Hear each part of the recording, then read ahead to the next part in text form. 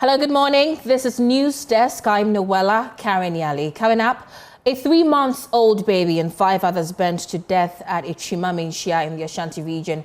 We'll bring you more on this developing story. Also, Importers and Exporters Association of Ghana raises concerns over plans to introduce an artificial intelligence-driven system at Ghana's port, urging government to ensure transparency, data security and full integration with the existing integrated customs management system. Also, police in the Upper West region have retrieved over 100 illicit firearms as part of the gun amnesty program in the region. There's more later in the bulletin.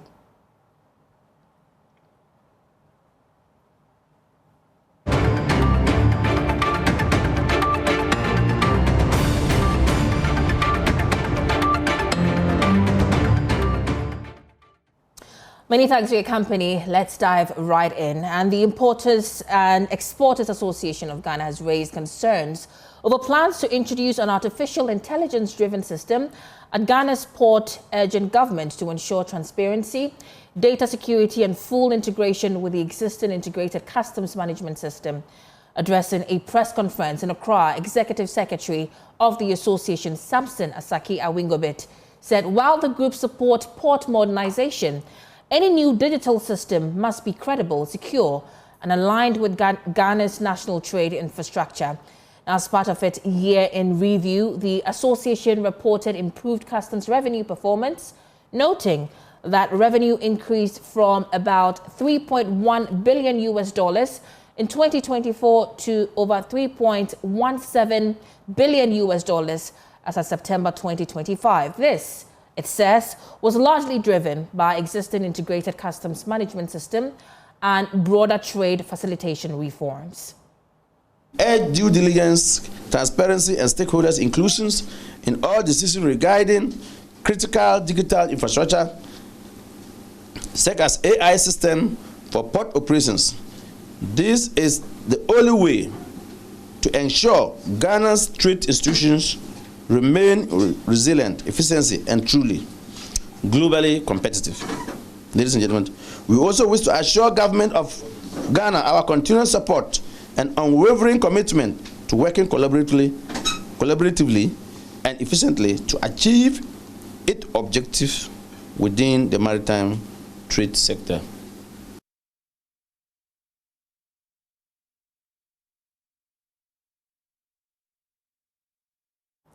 We'll bring you more on this story later in the bulletin, but a 3-month-old baby and 5 others were burnt to death at Atwima-Manhyia in the Ashanti region. The fire, which started at dawn on Monday, trapped the family in their apartment, leading to their death. And the victims, which include 6 females, including a 3-month-old baby, were burnt to death at Atwima-Manhyia in the Ashanti region. The rescue effort by neighbors who live in the same compound proved futile. According to the municipal chief executive for the area, Wisdom Osei-Boama, the cause of the inferno is yet to be ascertained as fire officers commence investigations. Big tragedy. Since I was born, we never witnessed such incident before. I was called this dawn that there's a fire outbreak at Atwima-Manhyia. So this morning, I and my team were present here. Unfortunately, we found 6 family members dead in one room out of the fire outbreak. So what I can say is that everybody should be very mindful about the Harmattan season we are getting in, so that such incident won't happen again. So my condolences to the bereaved family. As we are speaking, I'm going to have an emergency meeting with the municipal assembly, then we'll take it from there. Thank you.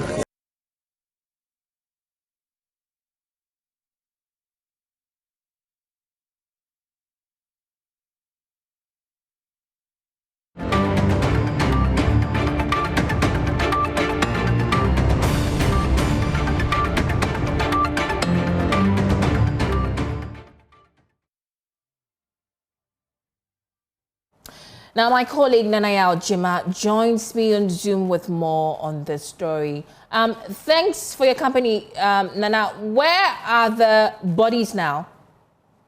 Not too long ago, the Ghana Police Service were at the scene and they've been able to pick all the bodies, and presently it has been deposited at the morgue. So all the 6 persons who died in the inferno, their bodies have been deposited at the morgue as I speak to you now. Right, and I mean, you have been in the community. What is the mood over there like? As it is expected, a lot of people who came to the scene were not happy. They are very sad. You can see their faces in distress. They were very sad, mentioning the names of the people and crying or weeping for them. According to the people who were at the scene, the inferno started somewhere after midnight. Yesterday, there was some lights out in Kumasi. The powerful major part of the city was taken. So, according to the eyewitnesses, they realized that after the power was restored, they realized that they could smell smoke coming from the house. So, a lot of people within the area, including those who live within the same compound, went to the scene trying to rescue the people who were trapped in there. 6 people, a family, they were trapped in there. Efforts to rescue them proved futile. They were unable to do so, and they called in the fire service and the Ghana Police Service.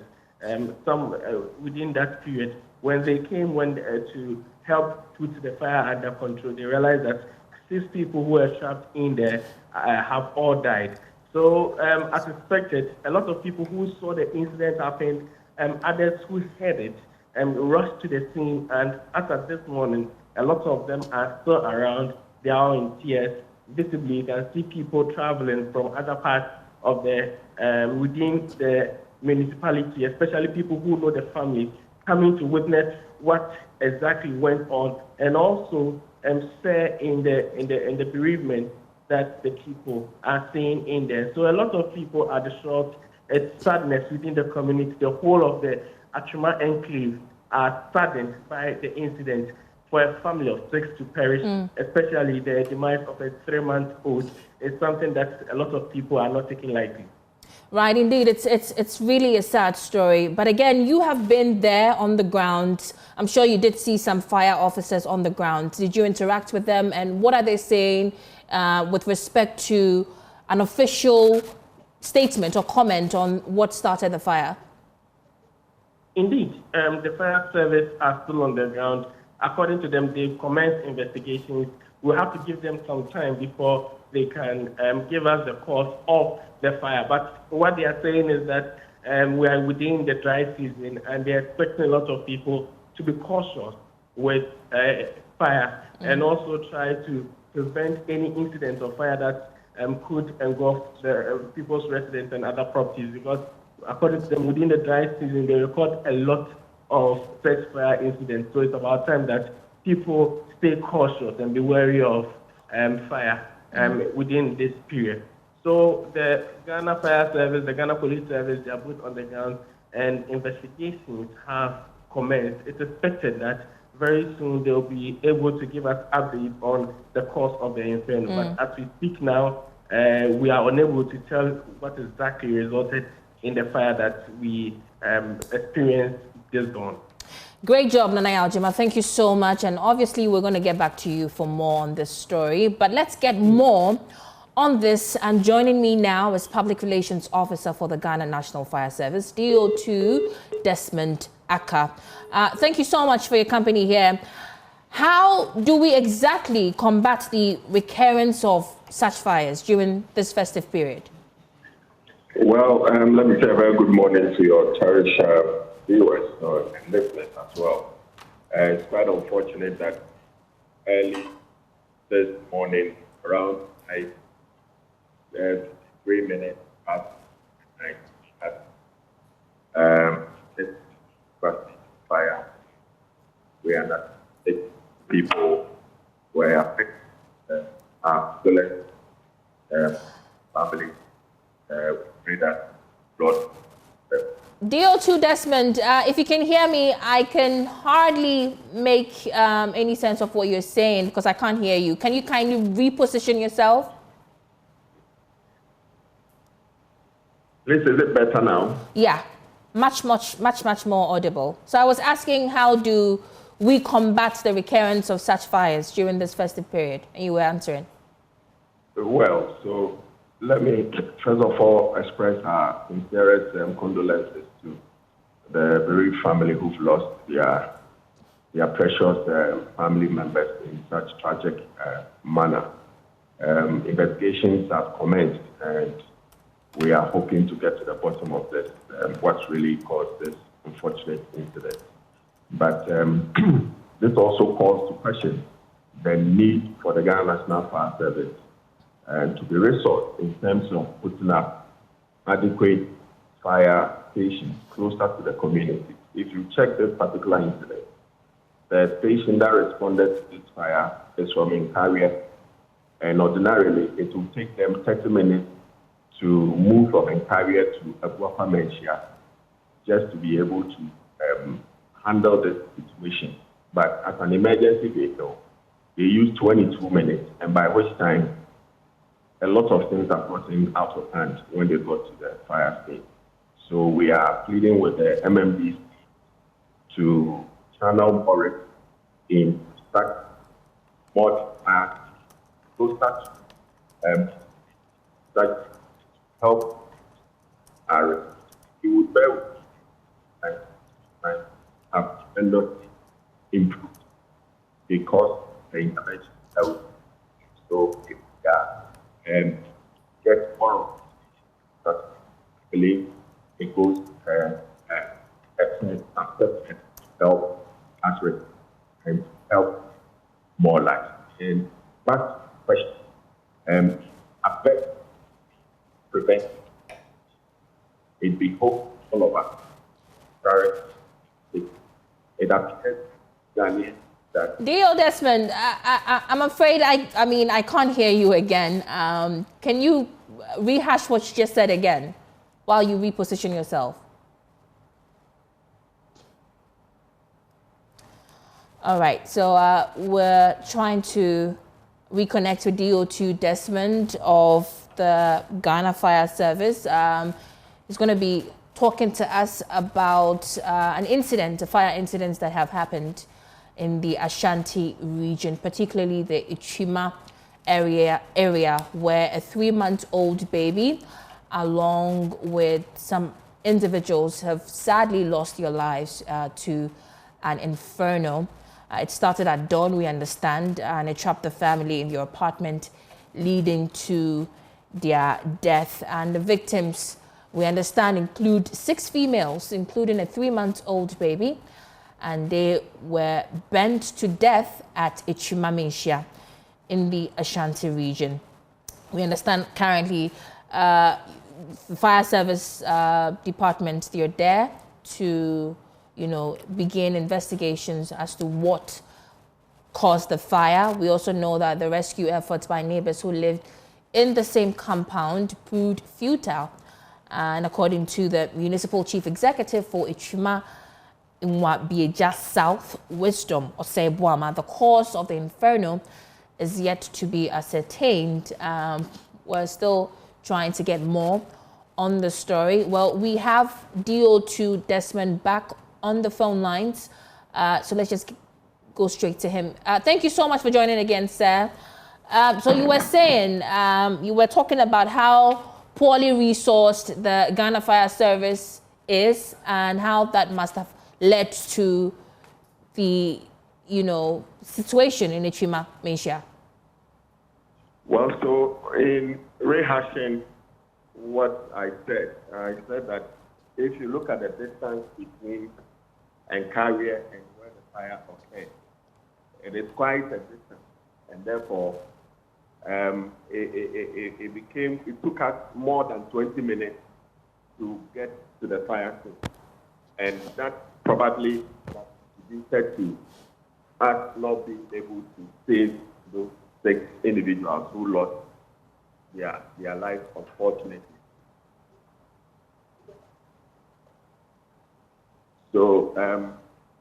we are pleading with the various MMCA just to be able to allocate more resources in putting up fire stations, such that the more we have fire stations dotted across the country and closer to our community, it helps us to be able to reduce that.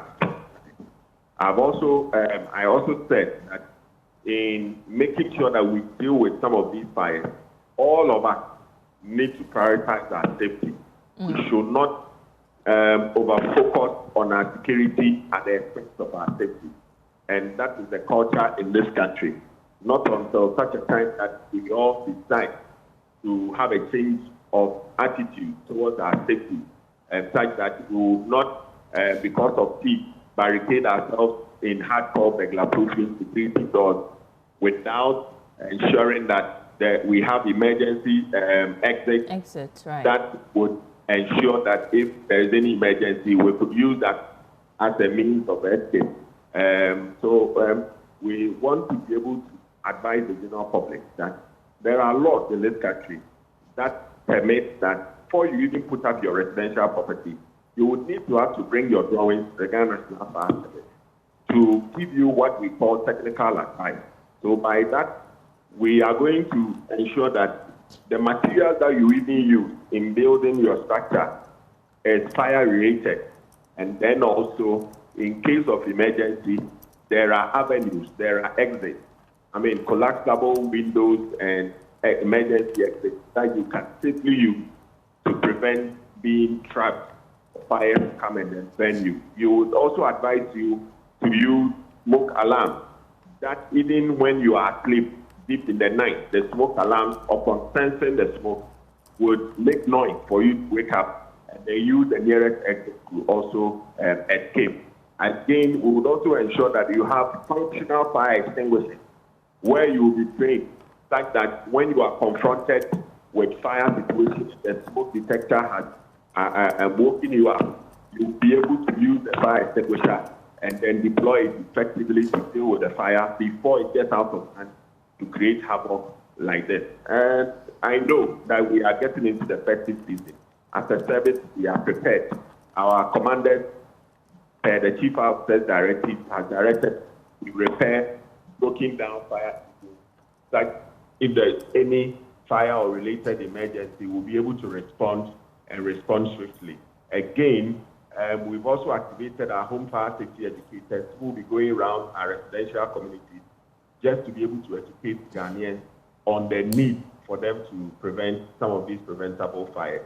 And the market task force are also in force, going to the various markets to ensure that our fire hydrants are not blocked and traders do not overstock their shops, and then also ensure there is proper segregation, illegal wiring issues are addressed such that there wouldn't be any fire around this time of the year. We are also liaising with event organizers to ensure that they put in place adequate safety measures to ensure that their event centers are not overcrowded, such that if there's any emergency, it will lead to stampedes and all that. The electrical installations are done by competent, certified professionals, such that there wouldn't be any unforeseen situation at the event center. So by and large, if we are able to safeguard our gas cooking apparatus by avoiding placing heavy objects on the regulators, by not instructing or forcing the gas station attendants to overfill the cylinders for us, by and large, I think we'll be able to prevent some of these fires. If we are also buying the right rated extension cords and we are not overloading them with a lot of electrical appliances, it goes a step further to prevent some of these preventable fires. And then also, if we must cook, we must focus at the kitchen and ensure that we are not distracted by phone calls and what have you, so that we may not leave our cooking unattended to create a fire situation. If we have to use decoration, we have to use the flicker light and what have you, we must ensure that we get competent people to fix them for us Right. And then also we don't place them closer to heat sources. And should in case the fire comes, we should call the Ghana National Fire Service as quickly as possible on our emergency line 112. 112. Please, the prank call should stop. If we are able to stop the prank call, it helps greatly to be able to respond to some of these preventable fires as quickly as possible to save more lives and property. Awesome. But quickly before you go, obviously we are wrapping the 2025 year. I'd like to find out from you how you would want to describe the year for the fire service departments. I mean, I think I have an idea, but I would want to know what your personal description of the year for the fire service has been, particularly your 2025 report, and specifically with respect to the fires that have ravaged our market. What has been done thus far? Well, so I would say 2025 has been a challenging year. But even as challenging as it has been, we have done creditably well by reducing fires up to about 0.2%. And that is commendable. Right. Aside that, we've also been able to reduce prank calls up to about 38%. How exactly did you navigate that, the prank calling? Yes, we intensified our education. We did a lot more campaign. We did a lot more campaign. We visited schools, lorry parks, churches, and what have you. And we rolled out a campaign. Where we are even coming out with a curriculum to be used at the basic school, so that our young kids, the next generation, will grow up with a consciousness of safety. So the notion that among the security services, we are the laziest, we have clearly demonstrated that we are by far very important partner in development as far as this nation is concerned. We have responded to over 5,000 fire situations in Ghana alone. We have also responded to a lot of road traffic collisions where countless number of lives have been saved. We have saved Ghana over 300 million as of September 2025. And we have also responded to bee invasion when people have been ravaged or been attacked by bees. It is only the Ghana National Fire Service that has the skill, the expertise to be able to go and save lives. In recent times, even in Volta region, it took the intervention of Ghana National Fire Service. In Zoom Lion, their warehouse, maintenance house, even in Accra, it took the intervention but of Ghana National Fire Service. DO2 specifically with the fires that ravaged the market, if I may, with the fires that ravaged the market, what, like I said, has been done about that? Yes, so if you look at the fires that ravaged our market, we have also been able to institute what we call the market patrols. That started 2nd January of 2025, and it has gone on unabated. As I speak with you, it is also ongoing. So we need to be able to commend the Ghana National Fire Service, but more importantly, commit more resources to Ghana National Fire Service so that we can deliver on our mandate, so that we can be effective and the people will appreciate the good work that we are doing. Because without us, we would have lost over 500 million worth of property to fire. Right. Our interventions have saved Ghana. Right. And because of that, Ghana must appreciate us. Ghana must resource us. Thank you. Serve the interest of Ghana. Thank you. Thank you so much, DO2 Desmond, for speaking to us this morning. You've been very insightful. You're still watching Joy News Desk with me, Noella Karanyali. Let's do some other stories. And the Upper West Regional Commander of the Ghana Police Service, DCOP, Francis Irabari, has disclosed that a total of 101 illicit firearms have so far been retrieved as part of the gun amnesty program in the region. Now, he stated that though the number is encouraging, they will not rest on their oars, urging persons who are still holding on to illicit firearms to voluntarily hand them over to the appropriate institutions mandated for the exercise. COP Francis Yerabare made the disclosure at a program held in WA on the gun amnesty program aimed at sensitizing the public to voluntarily surrender all illicit firearms to keep the country safe. Joy News' Upper West Regional Correspondent Rafiq Salam report from WA. Holding aloft several placards, some of which read, "Gun amnesty is here. Surrender your illicit firearms. Save life. Let's silence the guns to save our own lives. And we have our Ghana. Let's not destroy it with guns. Guns down, Ghana up." The participants, comprised of persons from all walks of life, included members of the Upper West Regional Security Council, departmental heads, personnel from the various security agencies, members of civil society organizations, and some youth groups first converged at the city's basketball court before speeding into the streets. They poured into all principal streets in the one municipality, walking briskly amid singing of patriotic songs and music from brass band to drum home the message to the public on the need to surrender all illicit firearms. After an hour of being on the streets, educating and sensitizing the populace on the dangers involved in holding on to illicit firearms, they ended at the Nasiri Bomb II Park, an address by the leadership, particularly members of the Upper West Regional Security Council and the Executive Secretary of the Small Arms Commission, Dr. Adam Malasambona. One weapon can flatten the whole of the Upper West, and therefore one weapon will retrieve. The Upper West becomes safer when we are here. And therefore, we are here and we are going to be moving to all the 16 regions of this country. We are likely to come back to this region, go to Wa West, Wa East, and Lambuse. As we heard yesterday, there are issues in these areas. This exercise, just as he said, people should not take it as a joke. I think it is after the exercise that those who will be like a Daskal not to show up or to present their guns, they will be their culprits.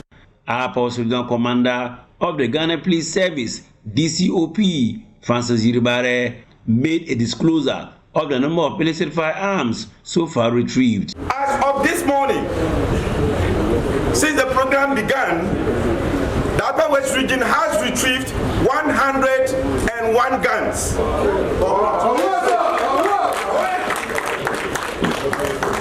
But that is not enough. There is so much in the hands of people that are illegally acquired and illegally kept. What we say is this: we only are calling for what? Accountability, responsible use of the guns. Everybody, once the gun is registered, you become more accountable in its use than when it is unauthorized in your hands. Other members of the Upper West Worksec gave further advice to the public to surrender their illicit firearms to avoid being prosecuted. This is a fight we have to win, and we will only win it together. So I implore everyone, let's put on our fight, our armor, so that together we can win this fight. That the military, you are in support of this agenda. You go all the way in our homes, everywhere you find ourselves. The news is all over. Just assure them, convince them, talk to them to surrender. We want peace. We don't want to hear any gunshot in the region.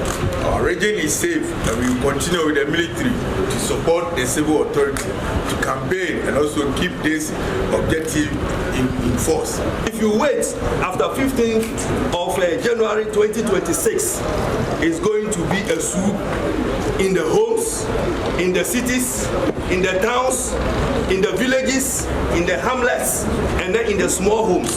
So when we find the guns with you, we are going to arrest you and prosecute you before the law courts. And you know where you find yourselves. You come and then I'll feed you with 5 Ghana cedis. The Executive Secretary of the Small Arms Commission, Dr. Adam Malasambona, took the campaign a notch higher, giving it a royal touch by calling on the overlord of the Walla State, Nafusin Sidipilpo IV, seeking his support for the success of the program. Reporting for Joy News, Rafiq Salam. Wow. And joining us with more is our regional correspondent, Rafiq Salam via Zoom. Rafiq, what has been some of the incidents reported due to gun violence in the area? You remember a couple of years ago, there had been some kind of a communal conflicts in some districts in the Upper West region, notable among them the Wa West and also the Lambusi district. And so when government came out with this issue of trying to retrieve illicit weapons from the system, Dr. Adam Bona, who happens to be hail from the Upper West region, tried to take it a notch higher, coming home to first start with the people so that they will be able to retrieve these illicit weapons that are at their possession. And so, as the regional police commander stated that since they started this exercise on the 1st of December, they have been able to retrieve about 101 guns. But he said that it's still not enough. They are still urging the public, especially those who are having these illicit weapons, to bring them forward to voluntarily hand it over. If not, if the January 15th deadline elapsed, those found having these guns will be prosecuted and then possibly jailed for 15 years. But I mean, like you mentioned, we have been able to retrieve 101 guns thus far. You have been on the ground. Generally, how would you describe how, you know, the indigents there are reacting to the amnesty program? I would say that the indigents are really very supportive. You can start from the programs that have been lined up for this particular event. Let me also tell you that a couple of months ago, the Upper West Regional Coordinating Council, led by Upper West Regional Minister Charles Luongo-Pouzon, held a similar press conference to drum home the message of the need to surrender these illicit weapons. And then immediately after that, there have been a lot of public sensitization, education on the people on the need to surrender these weapons voluntarily. And so I'm really not surprised about what the regional police commander is talking about, the numbers. But to be honest with you, they are still, according to them, there are still more illicit weapons that are on the hands of individuals. Great job, Rafiq. Thank you so much for that update. Also joining me on this story is the Executive Director for the Small Arms Commission, Adams Bona. We're very grateful for your time here. Are we likely to see a reduction in arms come next year? Obviously, good morning and good morning to my brother Rafiq Salam, your reporter in the Upper West region, and the support he and the media fraternity in the Upper West, together with the regional minister and heads of security agencies and the regional coordinating secretary, all of them, the support we've received from them so far, massively. Yes, to answer you directly, obviously every one weapon retrieved would translate into a reduction in the number of weapons coming down by one.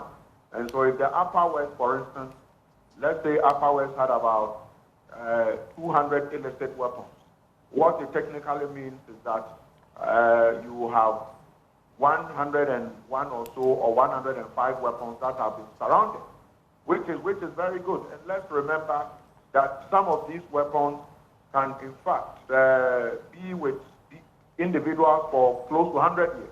And so one weapon surrounded is significant enough. So to talk about more than 100 weapons surrounded in the Upper West, in the middle of the amnesty program, will tell you that yes, the results have been very good.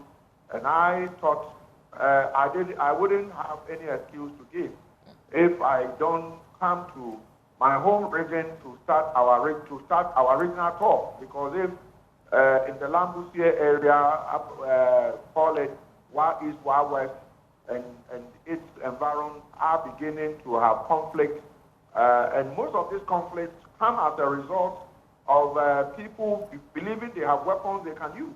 If not, you wouldn't even know there's a conflict because they will sit down to dialogue. Right. And so it's been good. And so I am expecting that the number of weapons, illicit weapons in the country will come down, and the Upper West is being a very good example where massive support from all walks of life. We did the first day, we did a sensitization workshop, met everyone whom has been met. We went to the One House Palace, the overlord of the Owala traditional area. He gave us his blessing, and then all DCs were there, including the mayor of Wa.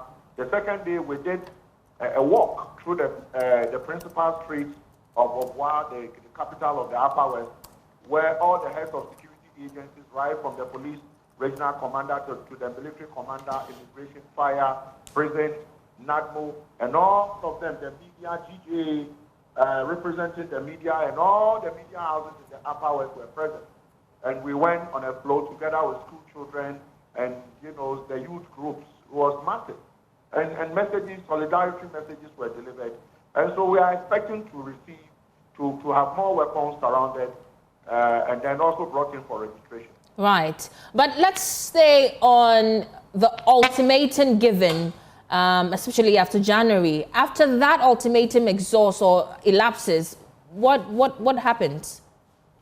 What happens if we have had calls for an extension to be given? But that is not for me. That is not my call. I believe my Honorable Minister, Honorable Putaka Mubarak, together with His Excellency the President and Cabinet, will take the ultimate decision to extend.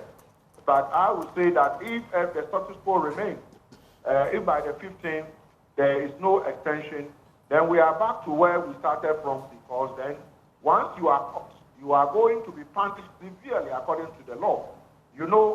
Owning a firearm is a second, it is a felony crime, second felony crime, And so my expectations are that people who have these weapons, to surrender them. And the takeaway here is that you don't get prosecuted, you don't get arrested, no one interrogates you. Even if the weapon was stolen from a police station, it was stolen from the military, the amnesty says that bring it in and you will not be prosecuted. As simple as that. Because we don't want weapons to be in the hands of people who shouldn't own them. You know what is happening to our neighbors from all manner of countries, where now insecurity is leading to countries like America banning, citizens of other countries. Right. They can't even naturalize. You can't even apply for certain type of visas. You can't travel and all that. Ghana, we haven't done that because of the measures that have been put in place by government. And so as far as we are concerned, it is a fight we must win. And I'm happy you have brought myself and my brother Rafiq for this program to drum home those who are listening to us from wherever they are. We have had calls from people abroad. There are friends abroad who have weapons. And they are asking us what should they do with that weapon. And we are directing them what to do. It means that people were waiting for this window of opportunity to surrender that weapon. So come in and regularize this weapon. And they will not be punished. It's as simple as that. But if they don't, and it ends on the 15th, and nothing changes on the 15th, there is no extension is granted, it means that we are going to switch into the second mode of this, which is going to be using the informant regime. If you have a weapon and you haven't brought it during the period, anyone who comes to tell us you have a weapon, and we come in and we found a weapon, that person will be paid something, and you will be arrested and prosecuted by the law and maybe sent to prison. Right. We are trying to avoid because we want to decongest our prison. So surrender the weapon or your weapons as simple as that. Right. Adams, before we let go of you, quickly tell us about the hiatus placed on firing of arms during funerals as well. Well, the fear is that no firing of musketry, no firing of weapons during festivals like Omowo, like weddings and other form of celebration. And the chiefs and our traditional leaders have been engaged, through the regional ministers. One of the things my minister, Honorable Mutaka Mubarak, did was to call a meeting among all the 16 regional ministers. And all of them were, asked to meet the traditional leaders in various houses of chiefs and let them know that it's just for this short period, no firing of musketry. And I think that so far so good, even though we have had isolated incidents, the police has gone into it. And so they shouldn't. Yeah, because we want to take inventory of what is there that is disturbing us. Because then, if we don't know what is in existence, it becomes difficult to try to deal with the problem. And also training these traditional firearms. Most of them are not trained. Sometimes they shoot, and the weapon, would ricochet, hit other people. Some people have died in some of these festivals. And so we want to make sure that we know what is there. Then when we are now tackling it using, coming down on them, punitive punishing, using the courts to punish people, someone will not say, oh, you should have told us, you should have given us a room to surrender the weapon. We didn't know. Right, Doc. Thank you so much for speaking to us, and you enjoy the rest of your holidays. We've been engaging Dr. Adam Bona, who's Executive Director for the Small Arms Commission. You're still watching Joy News Desk with me, Noella Karanyali. We're taking a quick turn around. We'll be back shortly.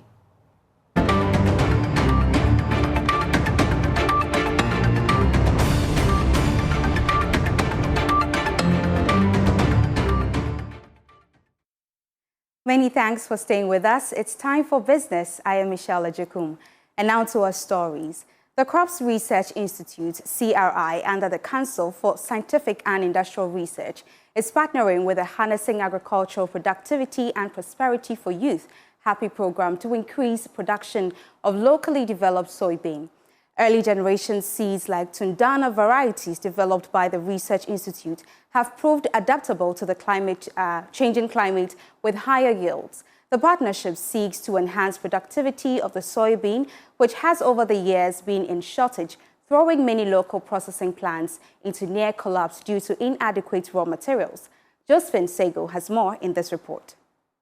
The Legumes and Oilseeds Improvement Division at CRI, Dr. Sylvester Addy, highlighted the collaborative nature of the work with the HAPPY program. The Crops Research Institute, partnering the HAPPY program, is seeking to assist in the production of early generation seeds so that the farmers, who are the youth, can adopt these certified seeds, grow them, and receive higher yields, and then thereby receive profit to have prosperity in their lives. According to Dr. Addy, this approach supports government's job creation goals while strengthening the soybean value chain to drive long-term agricultural transformation. The initiative focused on early generation soybean seed production and showcased CRI's partnership with the HAPPY program, which aligns with the Feed Ghana program to increase certified seed use, raise productivity, and create sustainable livelihoods, especially for young farmers. Regional Crops Officer from the Ministry of Food and Agriculture, Floris Kakari, underscored the importance of CRI MOFA collaboration in promoting improved and adaptable crop varieties. The Tundana variety is adaptable in every part of Ashanti region. So we encourage the farmers going forward next year, they should go into the production of the Tundana variety since it can do well in every part of Ashanti region. On nutrition, Ms. Kakari emphasized the household benefits of soybean. A student from Kwadaso Agriculture College, Musa Yakubu, highlighted the direct impact of the initiative on youth livelihoods. As we live here and go to our various homes, we try to cultivate some as a trial. And also it will be as a source of employment so that it will generate some income to, sustain our standards of living as well. His experience reflects how partnerships between research institutions, government agencies, and youth-focused programs like HAPPY are translating national agricultural policy into practical opportunities on the ground. Reporting for Joy News, Josephine Sego, Kumasi. Away from that, the inaugural Bono Chimping Trade Fair in Techiman has been declared a resounding triumph, with vendors reporting unprecedented sales and forging valuable new partnerships. The overwhelming success, which saw the urban park pulsate with energy of a festival, has ignited a strong demand from both exhibitors and patrons to transform the event into an annual showcase for the local economy. Anas Sabit has more.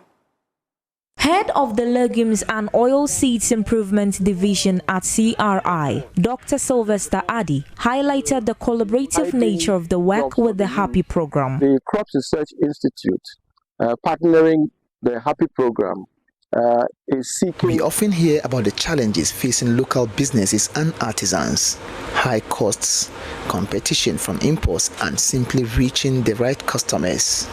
But this past week in Techiman, a different story was being written, one of record sales, new partnerships, and a community celebrating its own ingenuity.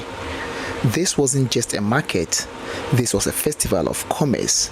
The inaugural Bunchampim Trade Fair, part of a week-long youth festival, transformed the urban park into a vibrant hub where the line between business and celebration blurred. The mission was simple: connect local makers directly with consumers.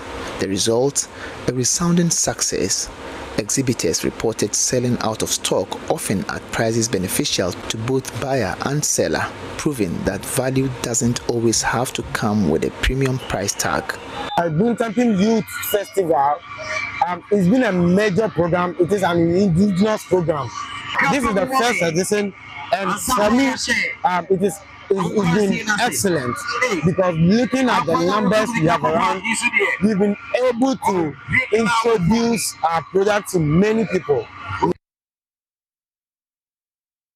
And that'll be all for business. I am Michelle Ejekum. The small business news when you log on to myjoyonline.com. Noella? Absolutely. And pretty shortly, we'll bring you a live coverage of the Government Accountability Series, and the Attorney General and Minister of Justice, Dr. Dominic Ayine, will be providing details of some high-profile investigative cases by his office. You should stay tuned in on Joy News for that live coverage. I'm Noella. Karen Yali, do enjoy the rest of our programming. Good afternoon. Oh, good morning.